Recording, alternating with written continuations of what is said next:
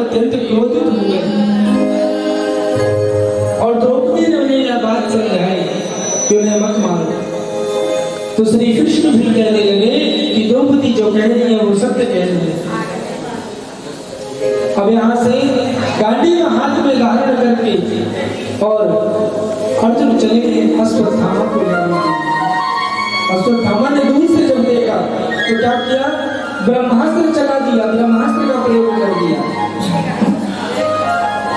अर्जुन ने जब देखा दूर से ही ब्रह्मास्त्र आ रहा है, दौड़ करके आए श्री कृष्ण के पास और कृष्ण के पास आकर कहने लगे, हे प्रभु, हे केशव, मेरी इस ब्रह्मास्त्र से रक्षा करो।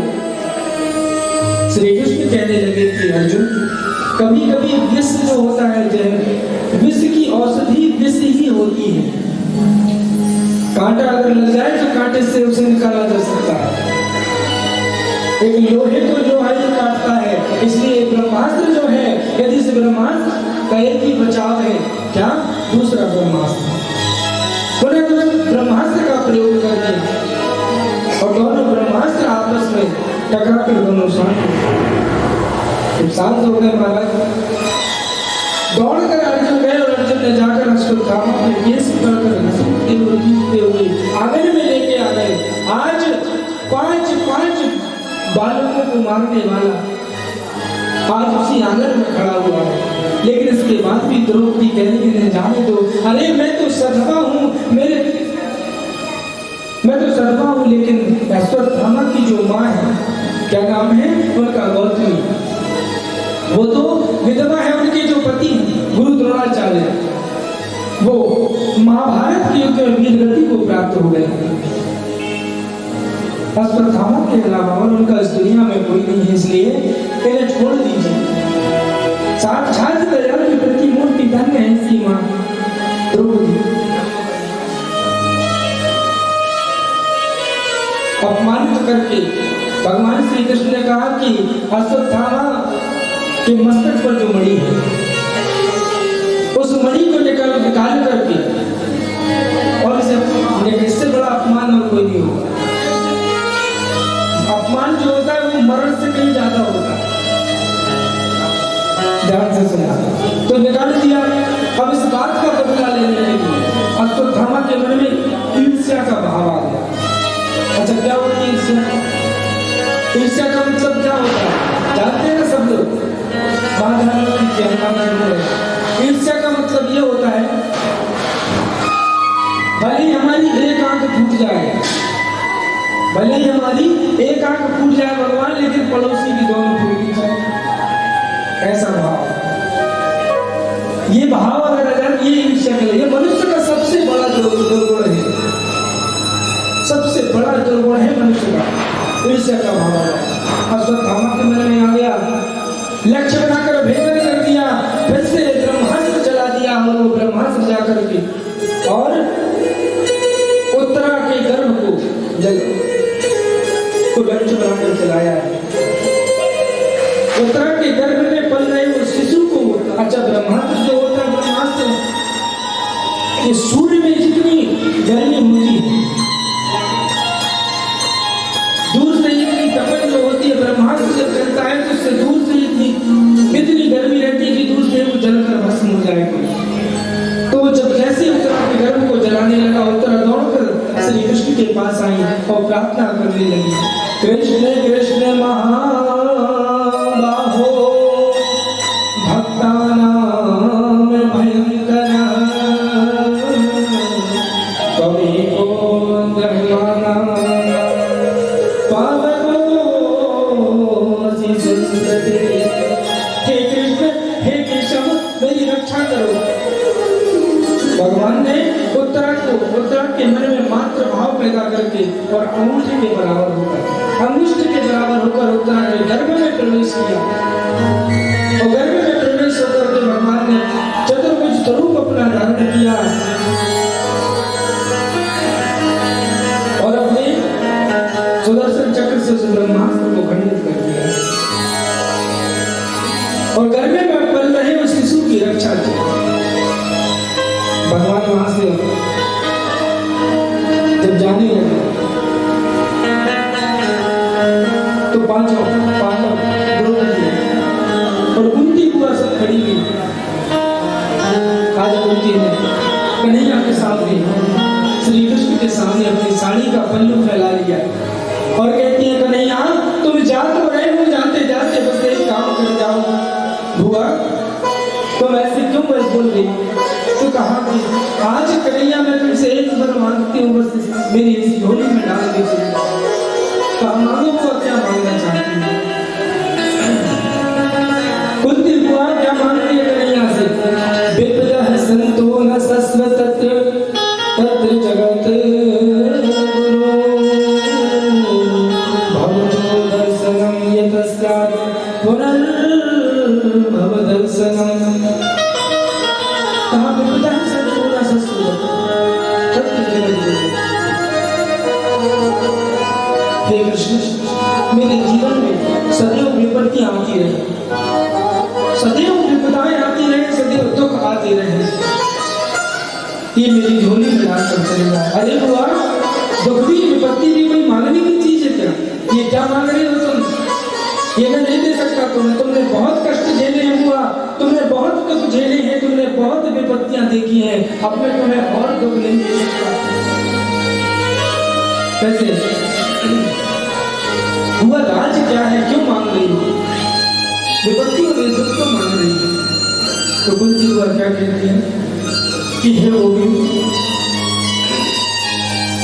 सुख के माते सिर पर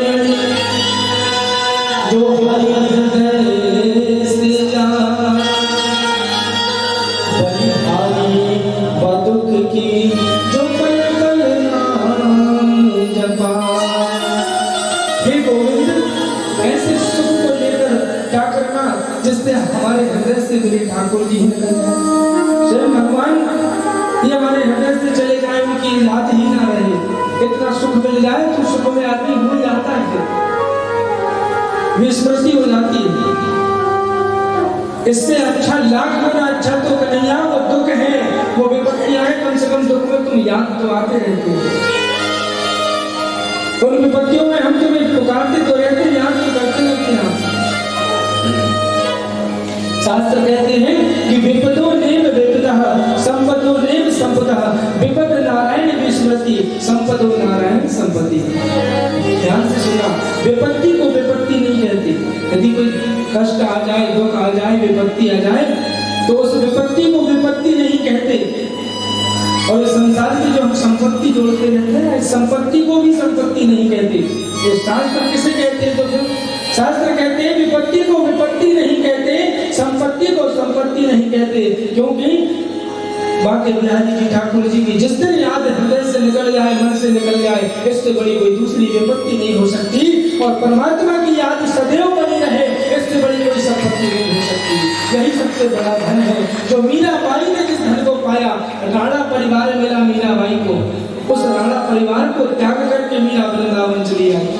पागलों की तरह बांके बिहारी के दरबार में इस पावन ब्रज भूमि में मीरा घूमती रही। और मीरा कहती, राणा राजघराना परिवार को त्याग कर सब कुछ छोड़ करके आई है मीरा। लेकिन मीरा ने वो संपत्ति अर्जित कर ली है, पायो जी मैंने वो धन मैंने पाया है आज। ये मीरा के वचन है। स्वयं बाबा तुलसी कहते हैं, कहे हनुमंत विकति प्रभु सोई,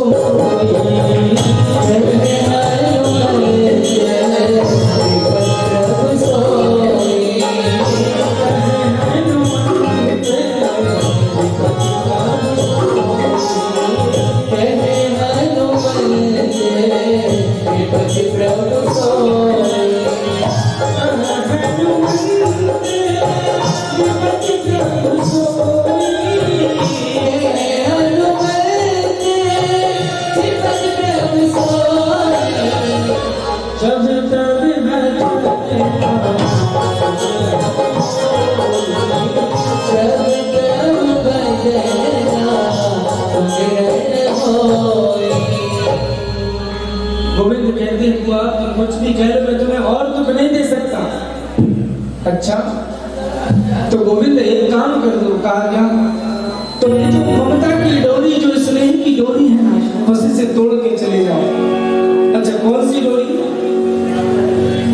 देखिए, हम लोग अपनी पत्नी के नाम से, अपने पतियों के नाम से, अपने बच्चों के नाम का माला लेकर बैठते हो। कभी कोई नहीं बैठता कि मेरे बच्चे नाम लेकर उनका जाप कर रहे हैं।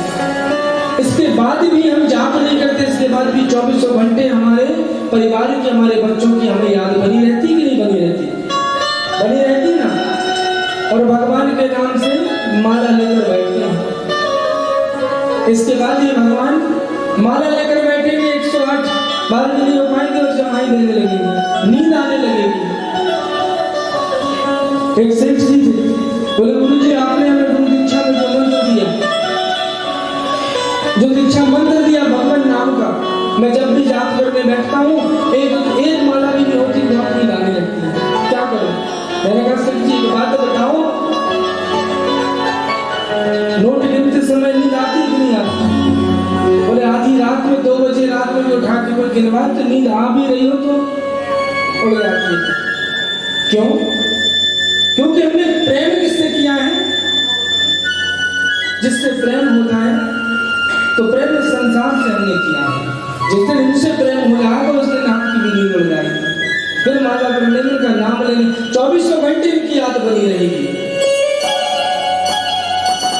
ये है, इसलिए कुंती का जो परमात्मा के प्रति जो अपनत्व का भाव है, जो प्रेम का भाव है, मेरे गोविंद समस्त पांडवों को, द्रौपदी को साथ में लेकर कहां पहुंचते हैं? भीष्म पितामह के पास। कुरुक्षेत्र की युद्ध भूमि में जहां पर पितामह भीष्म बाणों की सैया पर पड़े हुए थे। क्यों पड़े? भीष्म पितामह नैष्ठिक ब्रह्मचारी हैं, इच्छा मृत्यु का वरदान भी उनको प्राप्त है कि जब चाहे अपना शरीर छोड़ सकते हैं। लेकिन उस समय जब उन्हें बाण लगे, सूर्य दक्षिणायन था, सूर्य के उत्तरायण होने की प्रतीक्षा कर रहे हैं कि सूर्य उत्तरायण हो जाए। 6 महीने सूर्य दक्षिणायन रहते हैं और 6 मास उत्तरायण। उत्तरायण में जिसकी मृत्यु होती है, कहते हैं उस सदगति भगवान के धाम की प्राप्ति होती है। इसलिए हम अपनी उत्तरायण होने की प्रतीक्षा कर रहे हैं। उसी सैकड़ों बाण शरीर पर लगे हुए हैं, बाणों की सैया पर सो रहे हैं। शरीर का एक एक रक्त, एक एक खून निकल चुका है। जैसे दूर से देखा कि कन्हैया श्री कृष्ण आ रहे हैं और श्री कृष्ण मुस्कुराते हुए आए भीष्म पितामह के पास। भीष्म पितामह के नेत्रों से आंसू गिरने लगे, कहने लगे कि हे कृष्ण, मुझे एक बात समझ में नहीं आ रही, मैंने बहुत स्मरण करके याद करके भी देख लिया, लेकिन ये बात मुझे समझ नहीं आ रही कि आखिर मैंने ऐसा कौन सा पाप किया था जिसकी सजा मुझे मिल रही है। ऐसा मेरे जीवन में मैंने कौन सा अपराध कर लिया? कन्हैया मुस्कुराकर कहते हैं पितामह, याद करिए वो दिन, याद करिए वो दिन, उस सभा में आप भी बैठे थे जब दुशासन इत्यादि द्रौपदी की साड़ी उस चीर हरण कर रहा था। आप तो बुजुर्ग थे, महात्मा थे, संत होते हुए भी आप, द्रौपदी आपको पुकार रही थी, रो रो कर, चीख चीख कर पुकार रही थी कि मेरी लज्जा को बचा लो। लेकिन आप चुपचाप रहे, मौन धारण कर लिया, नीचे सिर करके बैठे रहे। आप तो कम से कम बोल सकते थे, समझा सकते थे दुशासन दुर्योधन आदि, लेकिन आपने भी नहीं समझाया। ध्यान देना, जो नारी के अपमान को देखता है, एक नारी के अपमान को, जो अपमान की गाथा को भी अगर सुनता है, बड़े अगर भाव और प्रेम के साथ नारी के अपमान को सुनता है, और जो नारी का अपमान करता है उसकी दशा वही होती है जैसे भीष्म पितामह को इच्छा मृत्यु का वरदान प्राप्त होते हुए भी क्या मिला? बाण रूपी सैया। अब जरा यहाँ पर हम दूसरे चरित्र में चलते हैं। रामायण के उस पात्र, उस चरित्र में जटायु जी का प्रसंग सबको याद है ना? जटायु प्रसंग तो सबको याद होगा। जटायु जी कौन है? एक अधम पक्षी गिद्धराज जटायु। जब लंका से रावण साधु का वेश बनाकर आया माता जानकी को लेने हरण करने के लिए, और माता सीता का हरण करके ले जाने लगा पुष्पक विमान में। माता सीता के उस करुण क्रंदन को सुनकर के जब कोई नहीं आया तो गिद्धराज जटायु अपने प्राणों की रक्षा किए बिना ही सब कुछ छोड़ करके माता सीता के उस एक नारी के सम्मान की रक्षा के लिए पहुंच गया। और एक गिद्धराज जटायु एक पक्षी होकर, एक अधम पक्षी होकर रावण से युद्ध करते करते भले ही दोनों पंख काट दिए रावण ने, नीचे गिर गए जटायु जी। और नीचे जब गिर गए तो उस समय मौत आई जटायु जी के पास, मृत्यु आई, काल आया। तो दूर से ही जब मृत्यु आई तो जटायु जी ने दूर से ही चिल्ला दिया, खबरदार जो मेरे पास आने की हिम्मत भी की, मैं मृत्यु को, मैं मौत को स्वीकार तो करूंगा, मैं मना नहीं कर रहा हूँ, मैं मौत को स्वीकार तो करूंगा, लेकिन मृत्यु को कह रहे हैं ललकारते हुए कि मैं मृत्यु को स्वीकार तो करूंगा, लेकिन तू मुझे तब तक स्पर्श नहीं कर सकती जब तक मैं माता सीता की सुधी प्रभु श्री राम को नहीं सुना देता, तब तक तू मुझे छू नहीं सकता। और महाराज हुआ भी यही। प्रभु श्री राम जब आए तो जटायु जी का मस्तक, जटायु जी का सिर भगवान श्री राम मेरे राघवेंद्र सरकार की गोद में रखा हुआ है, गोद में प्रभु ने रखे हैं। और भगवान श्री मेरे राघव के नेत्रों से, भगवान राम के नेत्रों से अश्रुधारा आंसू बह रहे हैं। अब यहाँ देखिए भिन्नता प्रतीत हो रही कि नहीं हो रही? नैष्ठिक बाल ब्रह्मचारी कौन है? ईश्वर पितामह। एक क्षामृत्यु का वरदान है, महात्मा है। इसके बाद भी क्या मिला? बाण रूपी सैया। और ये अधम पक्षी गिद्धराज जटायु, इन्हें क्या मिली? भगवान की गोद रूपी सैया। अंत समय में ये भिन्नता क्यों? भीष्म पितामह ने जो नारी का अपमान करता है, जो नारी का सम्मान नहीं करता, जो एक नारी के, एक स्त्री के सम्मान की रक्षा नहीं करता, उसकी दशा वही होती जैसे भीष्म पितामह की हुई। और एक नारी के सम्मान की रक्षा करने वाला, एक नारी के सम्मान के लिए अपने प्राणों की आहुति तक देने वाला की, उसकी भी वही दशा होती जैसे गिद्धराज जटायु जी की भगवान की गोद रूपी सैया मिली है। और यहाँ भगवान श्री कृष्ण मुस्कुरा रहे हैं पितामह भीष्म को देखकर, और भीष्म पितामह के नेत्रों से आंसू बह रहे हैं। इधर भगवान श्री राम के नेत्रों से आंसू बह रहे हैं और जटायु जी सुना रहे हैं गाथा बड़े प्रेम के साथ। क्या कहते हैं गोसाई जी महाराज कि जल भरी नयन कहते रघुराई, जल भरी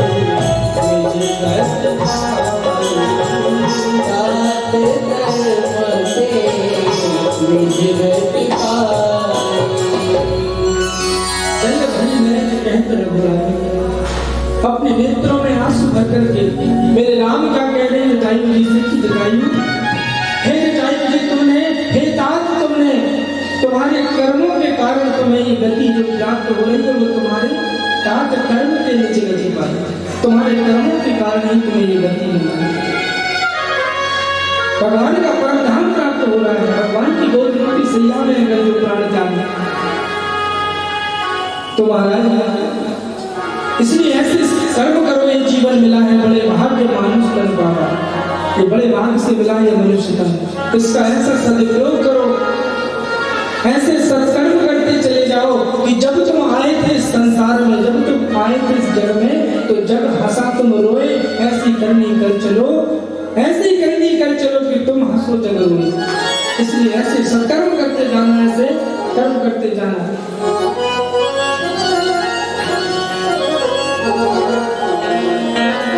आगे सूर्य जी महाराज आगे समकालीन दृश्यों क्या कि आज वही आज बालक जिसकी रक्षा प्रभु ने ब्रह्मास्त्र से उत्तरा के गर्भ में जो बल रहा था आज उसने आज हस्तिनापुर की धरती में जन्म ले लिया है और एकमात्र वही बचा है पांडव और कौरवों के वंश को आगे बढ़ाने वाला। और उस बालक का क्या नाम है? परीक्षित। बोलिए परीक्षित जी महाराज की जय।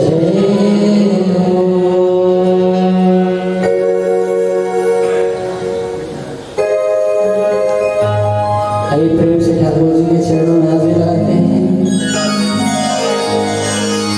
बंसी वाले तेरा शुक्रिया, ओ बंसी वाले तेरा शुक्रिया, तूने जीवन में सब कुछ दिया।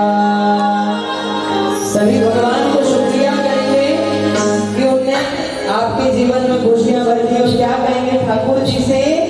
ओ बंसी वाले तेरा शुक्रिया, तूने जीवन में सब कुछ दिया। ओ बंसी वाले तेरा शुक्रिया, तूने जीवन में सब कुछ दिया। सबसे पहले शुक्रिया बंसी वाले का मेरे बाके बिहारी जी का। ये है बाके बिहारी जी आपका हृदय से शुक्रिया करता हूं कि आपके परम धाम श्रीधाम वृंदावन में आपने हमें बुला दिया है। शुक्रिया शुक्रिया शुक्रिया शुक्रिया शुक्रिया शुक्रिया शुक्रिया शुक्रिया शुक्रिया शुक्रिया शुक्रिया। ओ मुरली वाले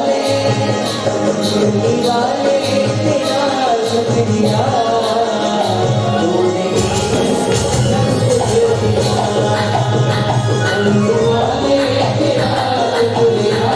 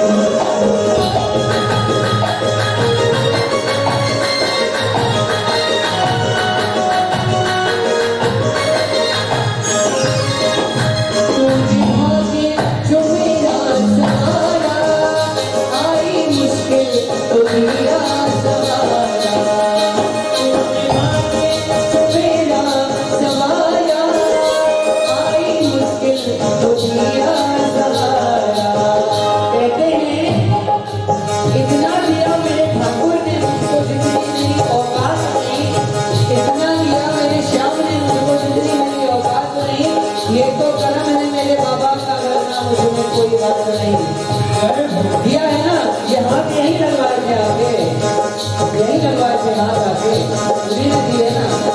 जामना क्या लगवाए थे जबलपुर, वही जगह दोनों हाथ।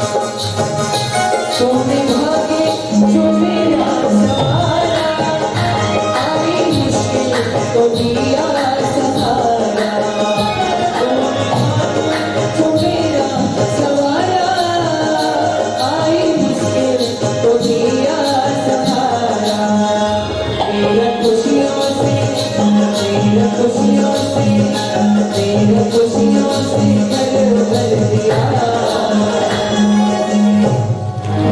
उठा के दोनों हाथ शुक्रिया करना है। हमारी तो औकात नहीं है कि हम शुक्रिया भी कर ले, इतनी भी औकात नहीं है। हम इतने गंदे हैं, हमारे भाव इतने गंदे, पर फिर भी कोशिश करो तो शुक्रिया कर ले। उठा के दोनों हाथ ऐसे, शुक्रिया शुक्रिया शुक्रिया शुक्रिया शुक्रिया शुक्रिया।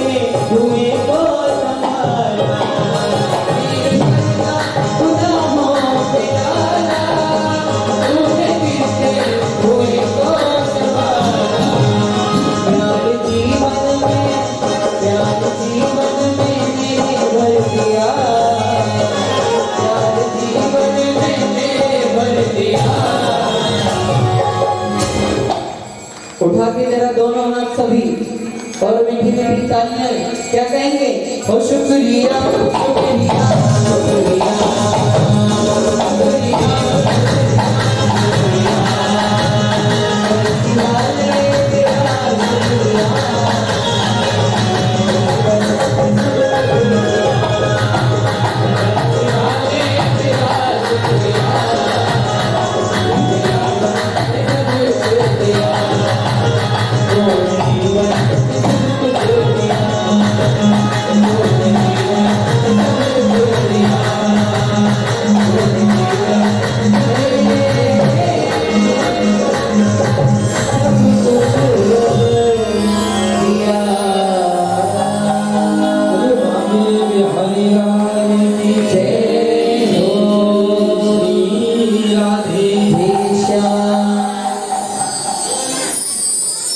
राजा परीक्षित जी का जन्म हुआ।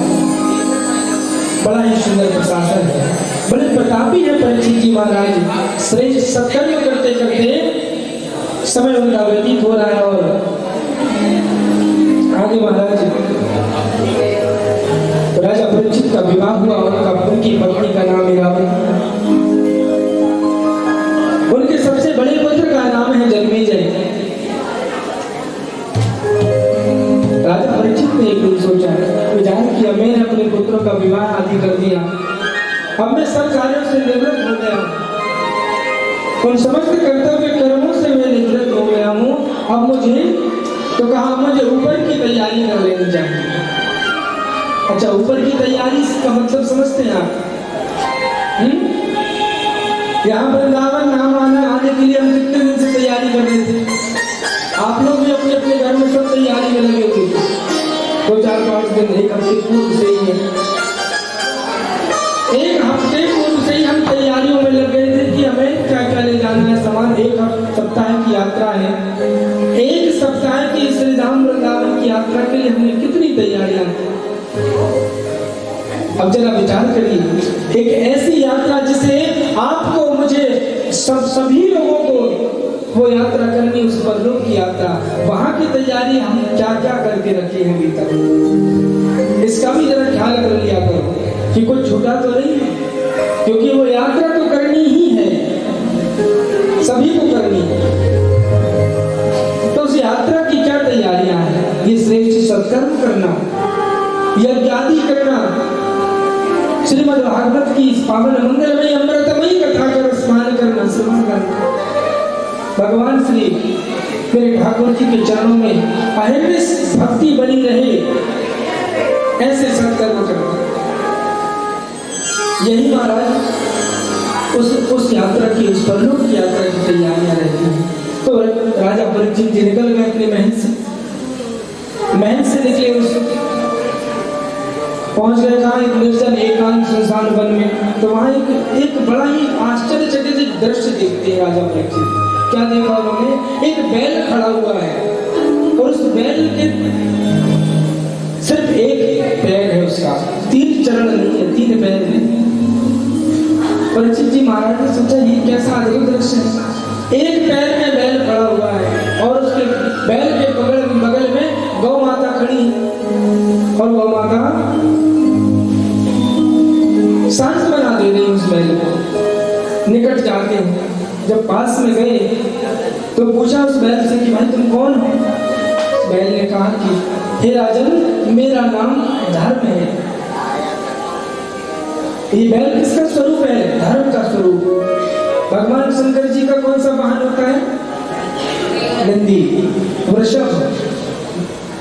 भगवान शिव किस पे सवार रहते हैं?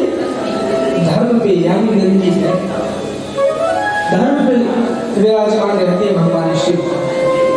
तो ये बैल जो है, ये वृषभ, ये धर्म का स्वरूप है।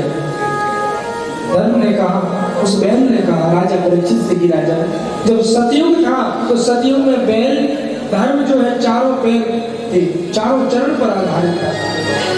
जब त्रेता युग आया तो त्रेता में 3 चरण हो गए, 3 पैर, और द्वापर में 2। धर्म केवल 2 पैरों पर, 2 चरण पर आधारित हो गया।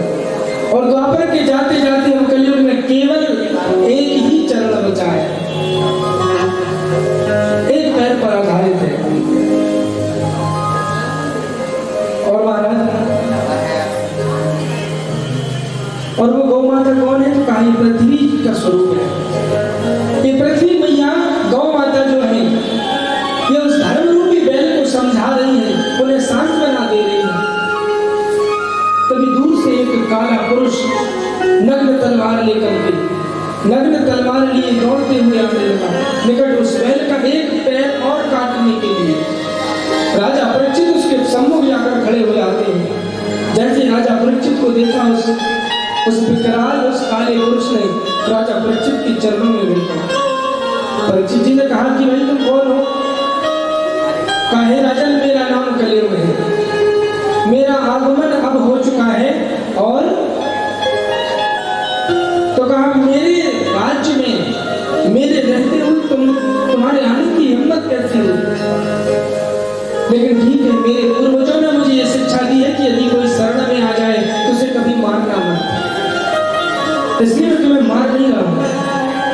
ठीक है, छोड़ रहा हूँ।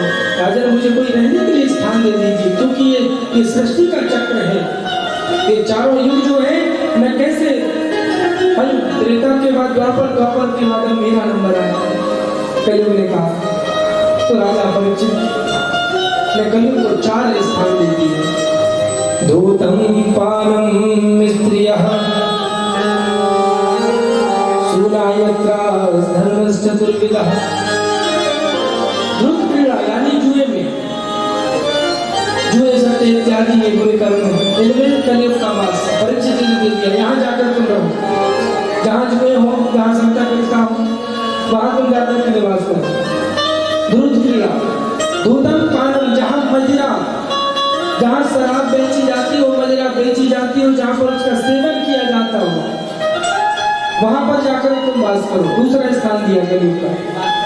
और तीसरा रुदम पान स्त्रिया, जहां पर स्त्रियों को कुदृष्टि से देखा जाता हो, ऐसे स्थानों पर भी और ऐसे व्यक्तियों पर भी कलियुग का वास रहता है।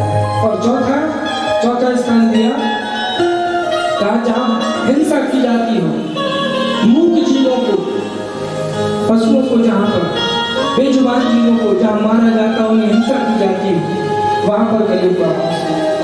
ये 4 स्थान दे दिए। फिर कलियुग जाकर पैर पकड़ लिया परीक्षित जी को, राजा ये 4 गंदे स्थानों के अलावा एक आध अच्छा सा स्थान दे दीजिए साहब। बिना सोचे समझे राजा परीक्षित ने कह दिया कि जाओ, तुम्हारा निवास स्वर्ण में होगा। अच्छा, सोने में निवास है कलियुग का।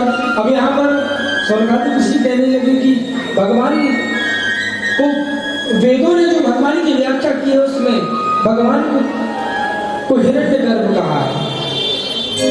हिरण्यगर्भ का अर्थात कि उदर में स्वर्ण हो। और स्वयं भगवान गीता में श्री कृष्ण जी कह रहे हैं, धातु नाम अस्मि कांचन। इस संसार में जितनी धातुएं हैं उन सभी धातुओं में कंचन यानी सोना वो मेरा ही रूप है। अब यदि स्वर्ण में परमात्मा वास करते हैं, स्वर्ण में भगवान का निवास है, तो कलियुग कैसे परीक्षित जी ने दे दिया? सूत जी महाराज कहते हैं कि ध्यान देना, जो धन और जो स्वर्ण अनीति से, अन्याय से, अधर्म से, अत्याचार से, पाप से, बेईमानी से कमाया जाता है, एकत्रित किया जाता है, उस धन या स्वर्ण में कलियुग का वास रहता है। और जो धन या स्वर्ण ईमानदारी से, न्याय से, मेहनत से, परिश्रम से कमाया जाता है, एकत्रित किया जाता है, उसमें परमात्मा का वास रहता है। यही आत्मनाम उसमें भगवान ने जो व्याख्या की है, नीति से कमाए गए धन में, न्याय से कमाए गए स्वर्ण में, न्याय से कमाए गए धन में वो परमात्मा का वास रहता है। कलियुग चला जाता है। राजा परीक्षित वापस जब अपने महल में आए तो एक दिन उन्होंने एक महल का एक कमरा बंद था, उसे खुलवाया, उसमें एक संदूक, एक पेटी निकली। जब उसे खुलवाया तो बड़ा ही सुंदर एक सोने का मुकुट, स्वर्ण मुकुट निकला, रत्न लगे हुए थे, बड़ा ही सुंदर था। बिना सोचे समझे परीक्षित जी महाराज ने उसे धारण कर लिया। अब ध्यान देना, ये स्वर्ण का मुकुट जो है ये पेटी में कहां से आया? तो सूत जी महाराज कहते हैं ये स्वर्ण मुकुट जो राजा परीक्षित ने धारण कर लिया है, ये स्वर्ण मुकुट दरअसल जरासंध का था। जरासंध जब मथुरा पर आक्रमण कर रहा था, 17 बार आक्रमण किया हमने कथा उसने, तो वही जरासंध का मुकुट भीम ने अपने बल के प्रयोग करके छीन करके और मुकुट लाकर के पेटी में बंद करके रख दिया। जरासंध के पुत्र ने बहुत मांगा लेकिन भीम ने नहीं दिया। तो यह अनीति से लाया गया स्वर्ण मुकुट है, इसलिए कलियुग का वास है। जैसे ही राजा परीक्षित ने मुकुट को धारण किया, उनकी बुद्धि में भी, उनके मन में, उनके विचारों में, उनकी चित्त की प्रवृत्तियों में भी कलियुग बैठा। कभी भागवत जी में एकता शब्द का प्रयोग किया गया है। कभी हिंसा करने के लिए, शिकार के लिए कभी राजा परीक्षित नहीं जाते थे, लेकिन एक बार बस जिस दिन मुकुट धारण किया, आज शिकार करने का मन हो गया, निकल पड़े शिकार करने के लिए। अनेक बेजुबान जीवों की हत्या करते हुए आगे बढ़ते जा रहे हैं, क्योंकि कलियुग समान है। और भूख और प्यास से पीड़ित होकर के बहुत दूर जब निकल गए, कहीं जल नहीं मिल रहा है पीने के लिए, तब जाकर देखा तो एक पर्ण कुटी बनी थी, जंगल में ही एक आश्रम बना हुआ था। उस बाहर पर एक महात्मा जी बैठे समाधि लगाकर, एक साधु बैठे हुए, खूब मांगा मुझे जल दे दीजिए, मुझे जल की याचना करने लगे,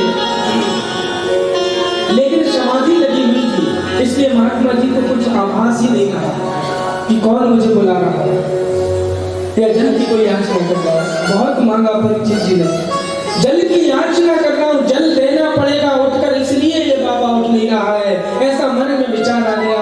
और आसपास देखा एक मृत सर्प, मरा हुआ सांप पड़ा हुआ था, अपने धनुष की, अपने उस बाण की नोक से, अपने बाण की नोक से उस मृत सर्प को उठाया और महात्मा जी के गले में टकराया। दरअसल ये ऋषि और कोई नहीं बल्कि समीक ऋषि, समीक ऋषि के गले में उस मृत सर्प को डाल दिया और वहां से पक्षी भी चले गए। थोड़ी देर बाद समीक ऋषि के पुत्र बड़े छोटे से और ऋषि पुत्रों के साथ खेल रहे थे, तो वो जैसे ही आए देखा उन्होंने कि मेरे पिताजी के गले में किसी ने मृत सर्प डाल के चला गया है, मरा हुआ सर्प। रोने लगे। वहीं पास में श्रृंगी ऋषि ने, श्रृंगी नाम है उनकी पुत्र, श्रृंगी ऋषि ने अपने पिताजी के कमंडल से अपनी अंगुली में जल लिया और श्राप दे दिया। क्या श्राप दिया है? जिसने भी मेरे पिताजी के गले में ये मृत सर्प डाला है, यही सर्प तक्षक नाग बन करके और सप्तम दिवस 7वें दिन उसकी मृत्यु का कारण बनेगा। श्राप दे दिया और जोर जोर से रोने लगे। अपने पुत्र के रोने की आवाज सुनकर समीक ऋषि ने नेत्र खोल के समाधि से उठ खड़े हुए। बोले बेटा क्यों रो रहे हो, क्या हो गया? कहा पिताजी आपके गले में किसी ने ये मृत सर्प डाल दिया, ये मरा हुआ सर्प डाल के चला गया कोई। तो हंस करके बोलने लगे समीक ऋषि, बेटा मरा हुआ ही तो डाला, अरे जीवित भी डालता तो कोई फर्क थोड़ी पड़ता। अरे हम तो महात्मा हैं, हम तो ऋषि हैं, मृत्यु को अतिक्रमण कर चुके हैं योगी। और बेटा वैसे भी ये गले में सर्प किसके पड़ा होता है, किसके गले में सर्प रहता है? भगवान महादेव भोलेनाथ। आज जिसने भी मेरे गले में सर्प डाला उसने मेरा अपमान नहीं बल्कि सम्मान किया है। आज तो मुझे उसने महादेव के समकक्ष मुझे वो उपाधि प्रदान करके चला गया।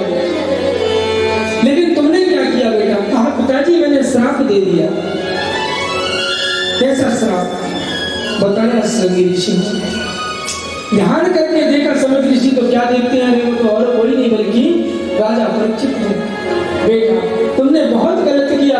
अरे जिनके वंश में जिनके पूर्वज हमेशा संत महात्माओं की ऋषियों की सेवा पूजा करते हुए आए, आज जरूर कोई कारण बन गया होगा, आज जरूर कोई विशेष कारण ऐसा बन गया होगा जिसके कारण उन्होंने ऐसा कर दिया। लेकिन अब ऋषि पुत्र का श्राप है, ऋषि श्राप मिथ्या हो नहीं सकता। बुलाया एक गौरमुख नाम के शिष्य को बुलाकर कहा जाकर राजा परीक्षित को ये सूचना दे दो कि तुम्हें 7 दिन का श्राप मिला है, श्रृंगी ऋषि ने दिया है, 7 दिन तुम्हारी मृत्यु होगी, तक्षक नाग आकर तुम्हें डस लेगा। जब ये समाचार मिला, ये सूचना जब परीक्षित जी महाराज को मिली, परीक्षित जी कहने लगे कि 7 दिन दिए उचित नहीं किया, क्योंकि जिस शरीर से एक संत का अपमान हुआ हो, जिस शरीर से एक महात्मा एक ऋषि का अपमान मैंने किया हो, उस शरीर को तुम एक क्षण भी नहीं रख सकता है। आभास हो गया मुझको प्रकार के कि मैंने अपराध करके आ गया। लेकिन 7 दिन दिए हैं कल्याण करने के लिए, अपने अपने जीवन का कल्याण के लिए, सब कुछ त्याग करके आज राजा परीक्षित राजा से राज ऋषि हो गए और राज ऋषि परीक्षित निकल पड़े अपने नहीं से। और चलते चलते चलते चलते बहुत दूर चले गए। सब संत महात्माओं के आश्रम में रुकते जाते, अपने कल्याण का उपाय पूछते, लेकिन कोई कुछ नहीं बोलता। सब मौन रह जाते कि 7 दिन में कैसे कल्याण हो, 7 दिन में कैसे मुक्ति संभव होगी, कोई कुछ नहीं बता पा रहा है। तब चलते चलते कहाँ पहुंच गए? सुखताल। और सुखताल की उस पवित्र भूमि में बैठ गए और भी ऋषि एकत्रित हो गए वहां कि आज राजा परीक्षित राजा से राज ऋषि हो गए हैं। तो वहीं पर उसी समय सुखताल की उस परम पावन पवित्र भूमि में गुरुदेव श्री सुखदेव जी महाराज का आगमन होता है। बोले श्री सुखदेव जी महाराज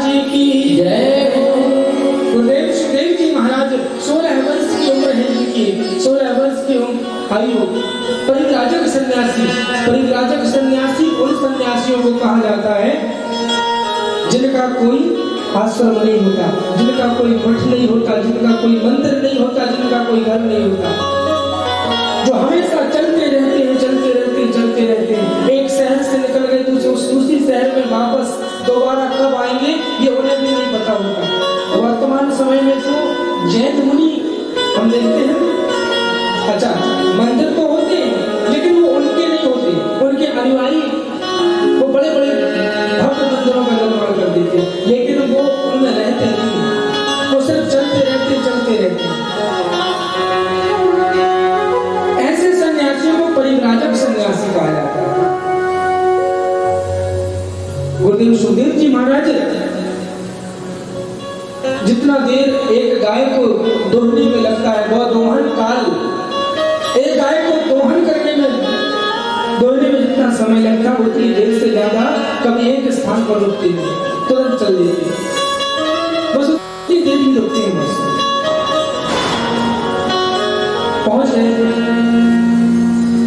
आकर के वटवृक्ष के नीचे बैठे। राजा परीक्षित ने जाकर प्रणाम किया, पूजन करने लगे।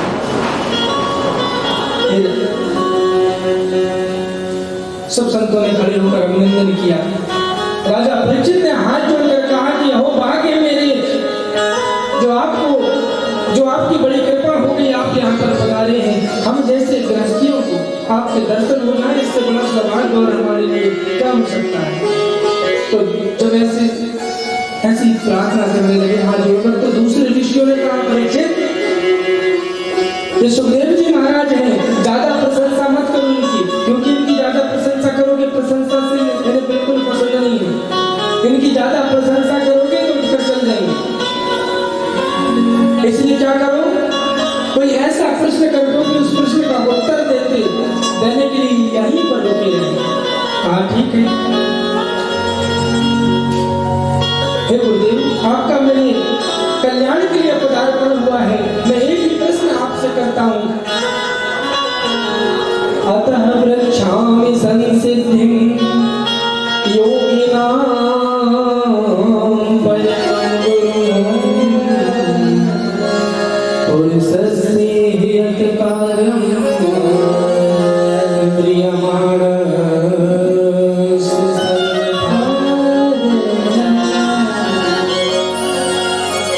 क्या प्रश्न किया है? म्रियमाणस्य सर्वथा, म्रियमाण व्यक्ति के लिए क्या कर्तव्य है? म्रियमाण किसे कहते हैं? जिसकी मृत्यु निश्चित हो। अब मृत्यु तो सबकी निश्चित है, एक ना एक दिन तो सबको जाना है। कोई है ऐसा दुनिया में, संसार में जो यह कह सके कि महाराज मैं तो कभी नहीं मरूंगा? इस पूरी दुनिया में कोई नहीं है ऐसा जो कह सके कि महाराज मैं तो कभी नहीं मरूंगा। जाना एक दिन सबको है, मृत्यु सबकी निश्चित है, एक ना एक दिन सबकी पुण्यतिथि होनी है। और कब होनी है? कहा 7 दिन मिले हैं राजा परीक्षित को, और 7 दिन मिले हम सबको। 7 ही दिन मिले ना, रविवार से लेकर शनिवार तक सप्ताह के 7 दिन। इन्हीं 7 दिनों के बीच में हमारी भी एक दिन पुण्यतिथि होनी है। तो ये 7 दिन तो हमें भी मिले, अब 7 दिन में कैसे मुक्ति मिले? ये प्रश्न जो परीक्षित जी ने किया है अपने लिए नहीं किया, कि सभी संसार वासियों के लिए, हम सब के लिए प्रश्न किया है।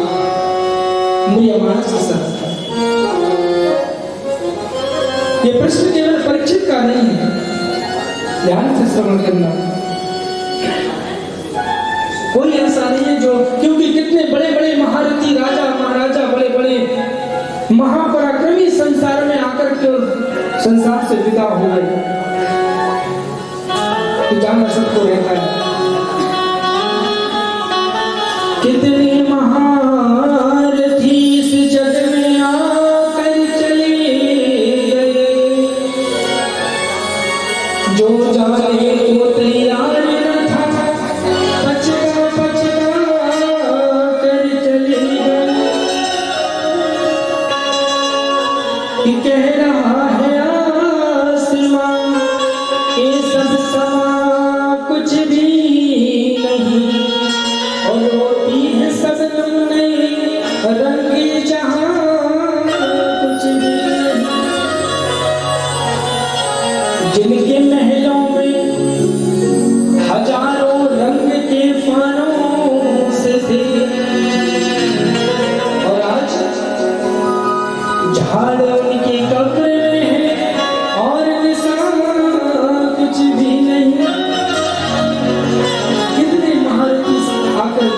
चले गए। अच्छा, बड़े बड़े महल आपने राजस्थान साइड अगर आप गए होंगे तो वहां देखा होगा आपने, बड़े बड़े राजभवन राजमहल आपको दर्शन होंगे, देखने मिलेंगे। लेकिन वहां कोई नहीं है, खंडहर पड़े हुए भवन महल देखेंगे। जरा विचार करो क्या नहीं था उनके पास, उन राजाओं के पास, उन महापराक्रमियों के पास। लेकिन इसके बाद भी संसार में जो आया है उसे जाना पड़ेगा। तख्त वालों का पता देते हैं सब निगोर के, तख्त वालों का पता देते हैं सब निगोर के, खोज में ताकत नहीं वादे अजा कुछ भी नहीं,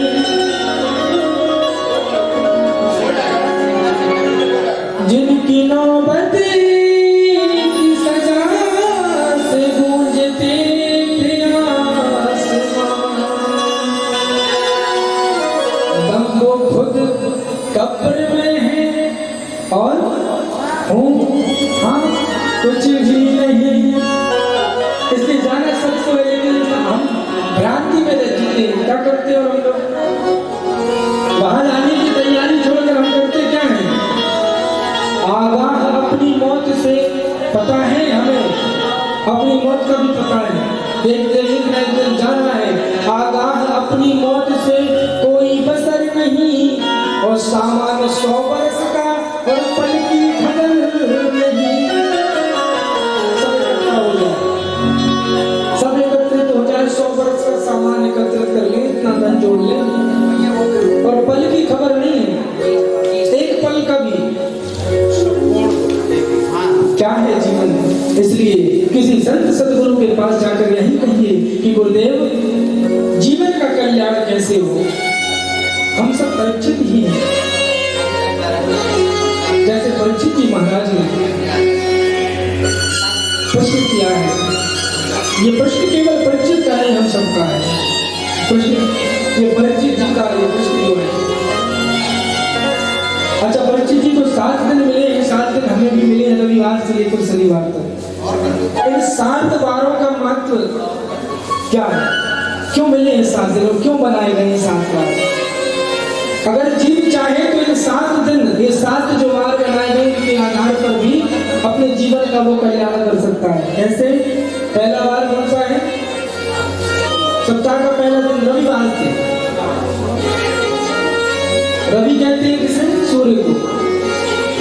सूर्य क्या करता है, दूसरों को प्रकाश देता है, संसार को प्रकाशित करता है। तो हम भी कैसे जिए, दूसरों को प्रकाश दें, दूसरों को ज्ञान दें, सत्कर्म करने की, अच्छे कर्म करने की शिक्षा दें। जब हम दूसरों को प्रकाशित करेंगे, सूर्य की भांति दूसरों को हम प्रकाशित करेंगे, तो हमारा जीवन सोम कहते हैं चंद्रमा को, चंद्रमा की भांति शीतल हो जाएगा। दूसरा बार है सोमवार। जब हमारा जीवन दूसरों को प्रकाशित करते करते चंद्रमा की भांति शीतल हो जाएगा, तभी हमारा जीवन का मंगल होगा। दूसरा बार है मंगलवार, और तभी हम बुद्ध बनेंगे। बुद्ध, गौतम बुद्ध, सबने सुना ना, कब बने थे वो, जब उनको आत्मबोध हो गया था, आत्मज्ञान की प्राप्ति हो गई थी, तब जाकर वो बुद्ध बने। और तब जाकर चौथा बार बुधवार, तब जाकर वो गुरु की सर्वोच्च श्रेणी, सर्वोच्च पद पर आसीन हुई। 5वां बार गुरुवार। और गुरु के जीवन में यदि संयमित है गुरु का जीवन तो उचित है, लेकिन अगर संयमित नहीं है तो फिर उचित नहीं है। इसलिए गुरु को संयमित जीवन जीना चाहिए। शुक्र कहते हैं संयम को, पराक्रम को। अगर गुरु के जीवन में शुक्र है, संयम है, पराक्रम है, तभी वो शनि अर्थात काल को भी अपने बस में कर सकता है, जीवन में अपने कल्याण कर सकता है। ये 7 बार ये बनाए गए हैं। इस पहले प्रश्न के साथ ही श्रीमद् भागवत की कथा का प्रथम स्कंद का विश्राम हुआ है, जो राजा परिचित गुरुदेव सुखदेव जी महाराज से पहला प्रश्न किया है। लेकिन आज संसार में हम सब देखते रहते हैं, संसार में हम क्या देखते हैं, आपने सुना होगा ये प्रसंग, एक कहानी सुनी होगी। एक गांव में आग लगी। अब भाई उस गांव में आग तो लग गई, सब भागने लगे, सब यहाँ वहां भाग रहे हैं बचने के लिए। लेकिन दो ऐसे हैं जो वहीं जलने के लिए वहीं पर बैठे हुए हैं। अच्छा, वो दो कौन है जो बैठ गए? एक अंधा है और एक लंगड़ा है। वो अंधा इसलिए नहीं जा सकता, वहां से भाग पा रहा, उसे दिखाई नहीं देता कहाँ भाग। लंगड़ा लाचार है, पैर से भागे कैसे? तो उस लंगड़े ने अंधे से क्या कहा कि भैया तुम मुझे काम करो, अपने कंधे में बिठा लो। लंगड़े ने अंधे से कहा कि तुम मुझे अपने कंधे पर बिठा लो, मैं तुम्हें राह दिखाते चलूंगा कहां से भागना है। पैर तुम्हारे चरण होंगे, तुम्हारे नेत्र होंगे हमारे, और इस आग से हम बच निकलेंगे। यह हमें बहुत बार सुनी है कहानी, लेकिन इस कहानी के पीछे का क्या है? ये अंधा कौन है और ये लंगड़ा कौन है? ये अंधा कौन है? तो कहा यह अंधी जवानी जो यौवन अवस्था होती है, यह अंधा है, जवान है, अंधी जवानी है, और ये लंगड़ा बुढ़ापा है। ये अंधी जवानी है और लंगड़ा बुढ़ापा है। और ये संसार में अब देखिए, चरण हो युवक के, चरण हो युवक के, और अनुभव की आंख हो यदि बुढ़ापे की, तो व्रत के तो आज भी समाज में जो ईर्ष्या रूपी, द्वेष रूपी जो आग लगी हुई है, आज हमारे समाज में जो आग लगी है, बुराई की आग, ईर्ष्या की आग, द्वेष की आग, इस आग से वो बच सकता है। लेकिन कब? जब चरण युवक के हों और युवक की जो आंख है, देखने का नजरिया है, वो व्रत की आंखें हों, अनुभव वाली, तब इस संसार की अग्नि से बच सकता है। संसार में जो ईर्ष्या रूपी आग लगी हुई है। वरना महाराज, अगर वृद्ध का सम्मान नहीं हुआ, बुजुर्गों का सम्मान नहीं हुआ, तो सोने की लंका नहीं बची फिर और कौन बचेगा? आ गए शौक के आखिरी मोड़ पर, आ गए शौक के आखिरी मोड़ पर, राह के बेहुक्म देखते देखते, और अब तो मंजिल पे एक दिन पहुंच ही जाएंगे, अब तो मंजिल पे एक दिन पहुंच ही जाएंगे, इनके नक्शे कदम देखते देखते। बोले बाके बिहारी लाल की जय। आइए आज की द्वितीय दिवस की कथा को विश्राम देते हैं। बस इतनी तनख्वाह देना, मेरा सुखी रहे परिवार,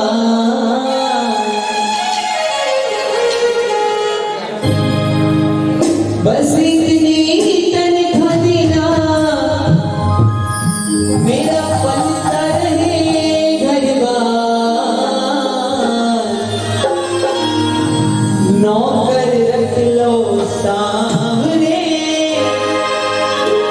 हमको भी एक बार। कौन बाप बन के आया है और कौन बेटा बन के आया है?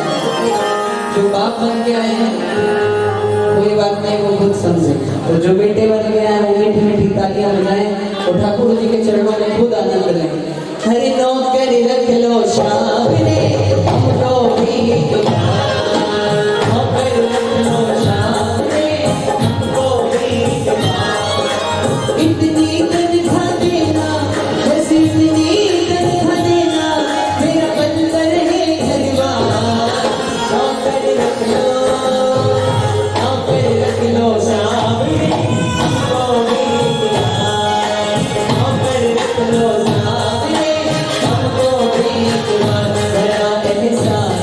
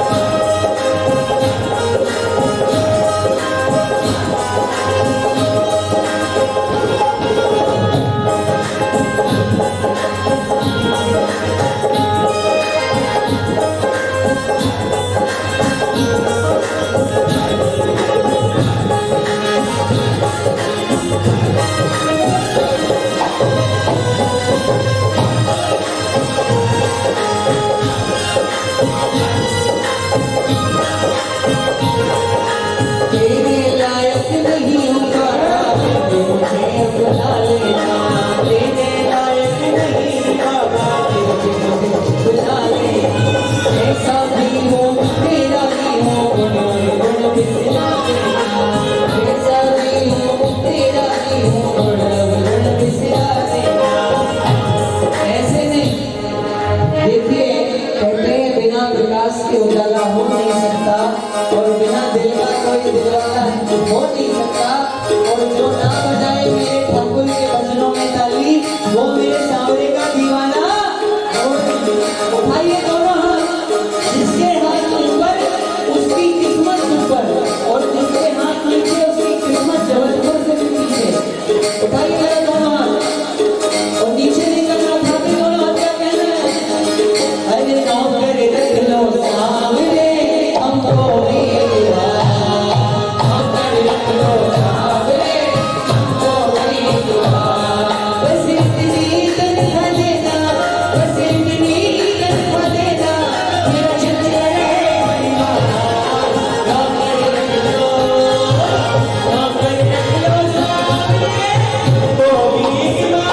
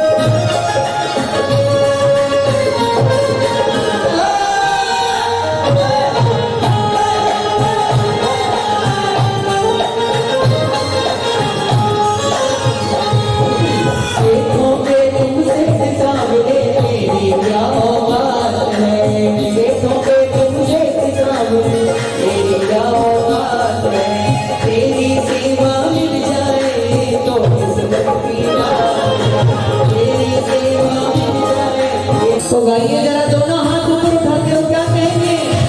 ओ बस इतनी कृपा करना, मेरा सुखी रहे परिवार। अच्छा ये बताइए, ठाकुर जी के बाप कौन कौन बन गया? जो बेटे बन गया है वो हाथ उठाएंगे, मैं बेटा हूँ। जो बाप बन गया बिल्कुल ना उठाएंगे। उठा के और मीठी मीठी गालियों की सेवा से तो क्या कहेंगे? अरे नौकर रख लो सांवरे हमको मेरा, नौकर रख लो सांवरे हमको मेरा। उसी की तनख्वाह देना, उसी की तनख्वाह देना, मेरा सुखी रहे परिवार। नौकर रख लो सांवरे हमको मेरा, नौकर रख लो सांवरे हमको मेरा।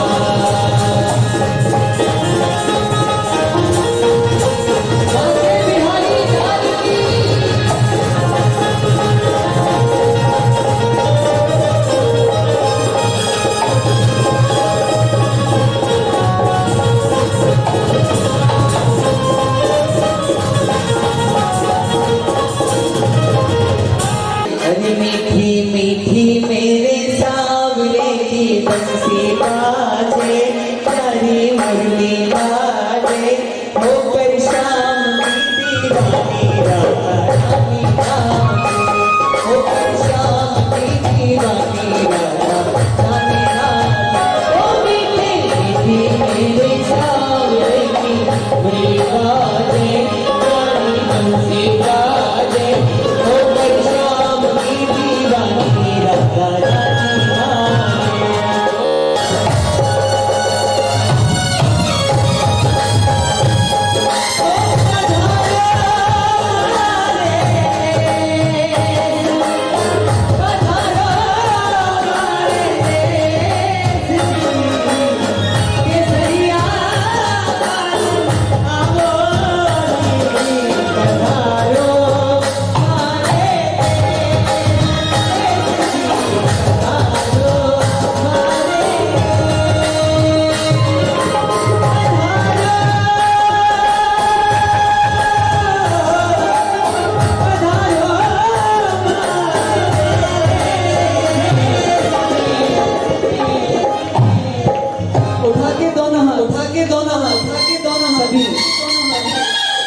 हर शाम की दीवानी राधा राधा नाचे।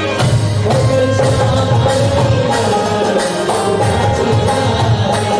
मीठी मीठी मीठी मीठी मीठी मीठी मेरे सावरे की रंगीला रे, प्यारी रंगीला रे। ओ हर शाम की दीवानी राधा राधा नाचे।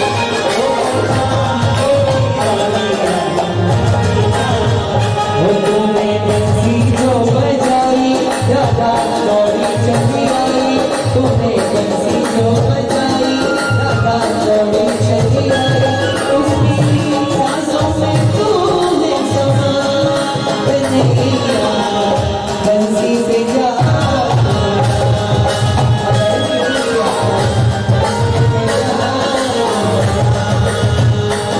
तूने बंसी जो बजाई राधा दौड़ी चली आई।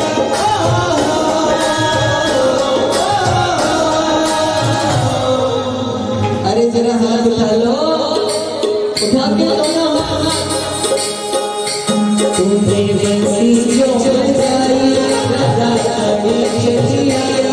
उसकी सांसों में तूने समा कन्हैया बंसी पे जा बंसी पे जा।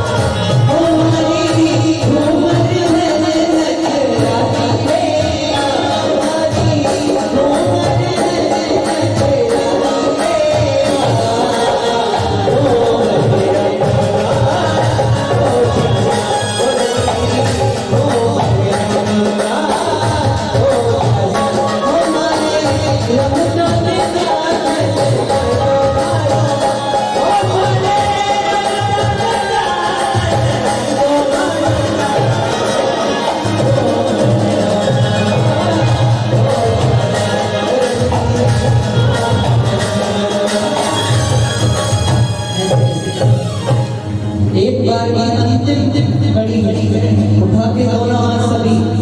मैं बार बार अभी महाराज श्री ने नया भावना में अगर भाव ना हो तो भावना बेकार है।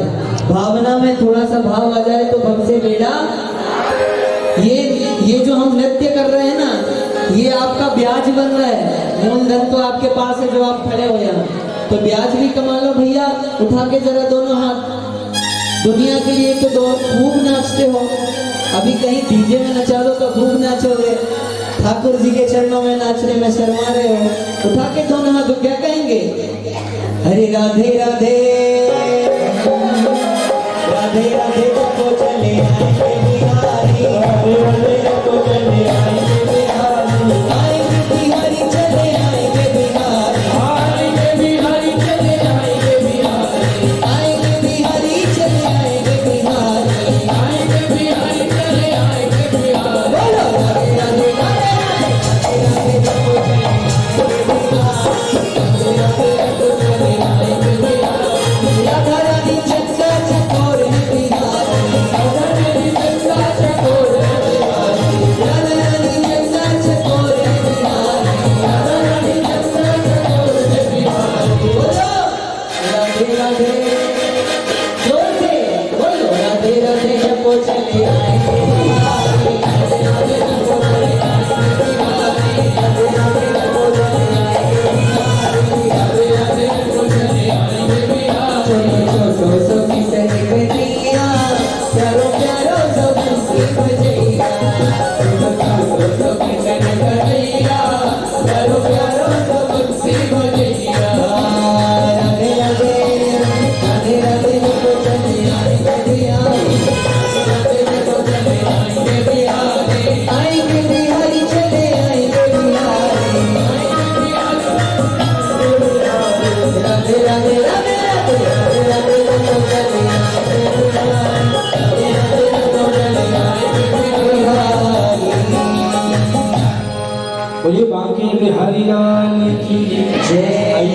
बड़ी प्रेम भाव के साथ भगवान श्री हरि जी की मंगल में हम सब मिलकर आरती करेंगे। आइए भगवान की मंगल में आरती करेंगे। ओम चंद्रमा सूर्यो अजायतो शूद्राद्वायस्य प्राणस्य मुखाग्निरजायत इदग्गुं ममे प्रजननं मे सुदशवीरगुं रगणगुं तस्थै आत्मतनि प्रजातनि पशुतनि लोकसंज्ञवयसनि अग्निः प्रजां बहुलां मे करोत्पन्नं पयोरेतो वसमा सुदत्तो ज्वालाबलिन्ये नमः।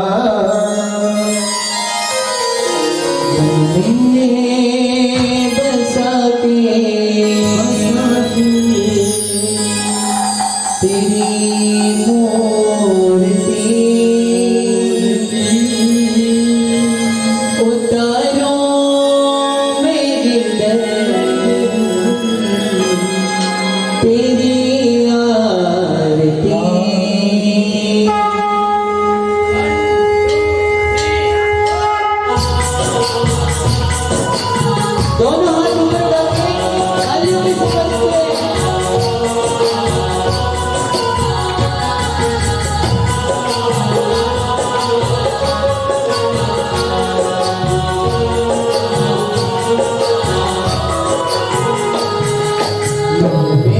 बसाते तेरी मूर्ति उतारों में गिरकर तेरी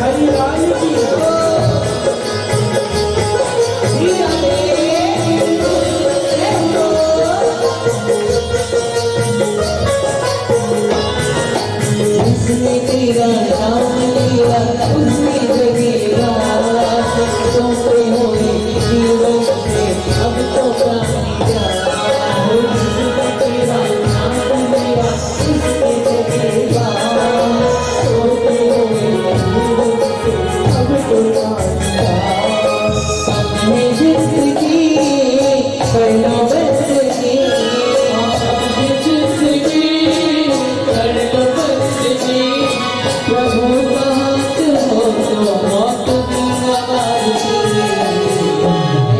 बसाते तेरी मूर्ति उतारों में गिरकर तेरी मैं बसाकर तेरी मूर्ति उतारों में गिरकर तेरी आरती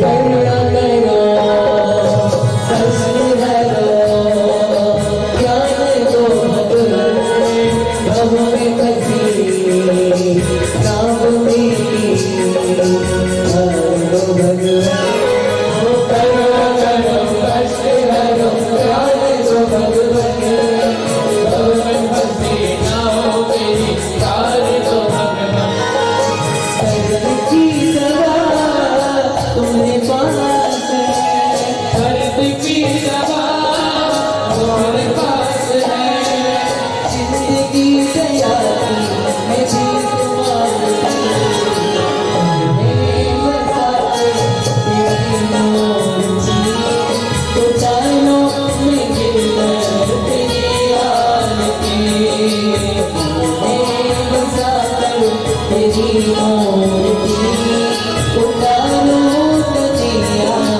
मैया